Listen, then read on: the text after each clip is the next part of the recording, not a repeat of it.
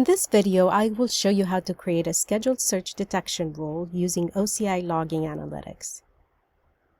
In Logging Analytics, you create detection rules to capture an event. When an event is detected, a metric value is posted to the OCI monitoring service. You can then get alerts by configuring an alarm on that metric. For searches, once you save a search, you can schedule it to run periodically and send the results to the monitoring service. Let's take a look. First, navigate to Administration, Detection Rules, and click on Create Rule. Now, I select Scheduled Search Detection Rule and specify the rule name. Select the Saved Search compartment in one of my saved searches.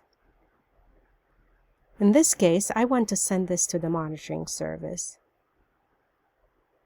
Next, I select a metric compartment and specify a metric namespace. I can select an existing one or add a new one in both cases. Select an interval. In this case, I'm going to select 15 minutes and click on Create Detection Rule. Note that the rule was created successfully. I can drill down for more details and see that the execution status is ready.